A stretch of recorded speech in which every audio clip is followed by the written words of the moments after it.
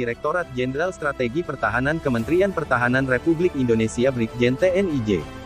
Binsar Parluhutan Sianipar selaku Ketua Delegasi Indonesia, memimpin pertemuan secara virtual ASEAN-Rusia Naval Exercise Initial Planning Conference (ARNEX-IPC) Pertahanan Rabu tanggal 13 Oktober tahun 2021 di Gedung Kemhan, Jakarta.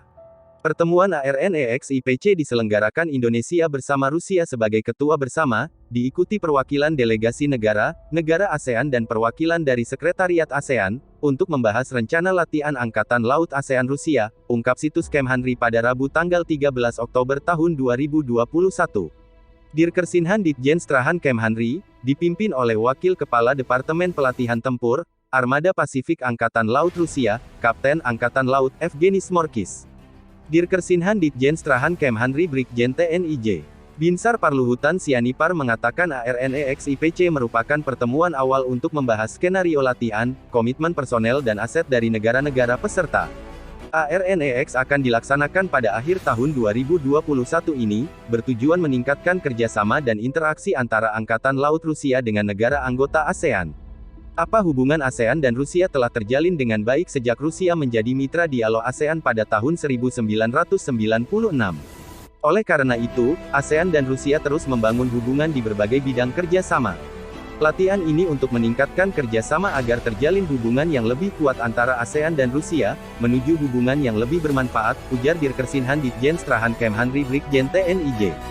Binsar Parluhutan Sianipar, didampingi Deputy Chief of Combat Training Department, Russian Navy Pacific Fleet, Captain Navy Evgeny Smorkis, Dirkersinhan Ditjen Strahan Kemhanri, Brigadir Jenderal J. Binsar Parluhutan Sianipar mengatakan ARNEX-IPC merupakan pertemuan awal guna membahas skenario latihan, komitmen personel dan aset dari negara-negara peserta.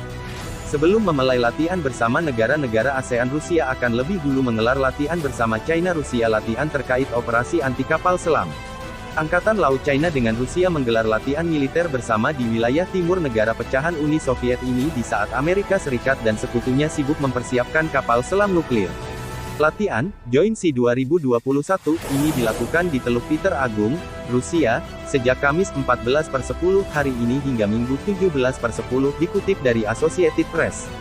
Media pemerintah China menyampaikan, latihan ini mencakup operasi komunikasi, operasi anti ranjau, operasi anti udara, dan operasi anti kapal selam. Tak hanya itu, kedua angkatan militer juga akan melakukan manuver bersama dan latihan menembak sasaran. Laporan tersebut juga menyatakan bahwa ini merupakan pertama kalinya pemerintah China mengirimkan kapal selam dengan berat lebih dari 10.000 ton ke luar negeri untuk berlatih. China dan Rusia bersatu dalam menentang pengaruh Amerika Serikat di kancah internasional. Keduanya kerap menjadi kritikus kebijakan luar negeri Washington terkait masalah di Afghanistan.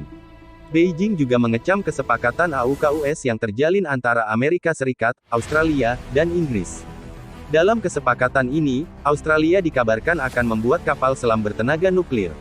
Beberapa pakar menilai kesepakatan AUKUS merupakan upaya negara barat untuk menekan pengaruh China di wilayah Indo-Pasifik.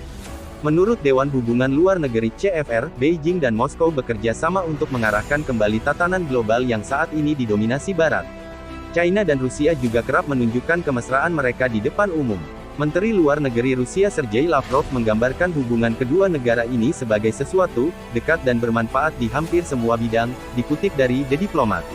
Sementara itu, Menteri Luar Negeri China Wang Yi menggambarkan hubungan China dan Rusia sebagai sesuatu yang lebih baik daripada aliansi.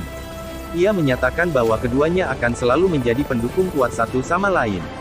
Kesimpulan dari laporan di atas membuktikan bahwa hubungan China dan negara-negara ASEAN adalah hubungan mitra atau sahabat dekat dan ketidaktertarikan Moskow atas polemik yang terjadi di Laut China Selatan.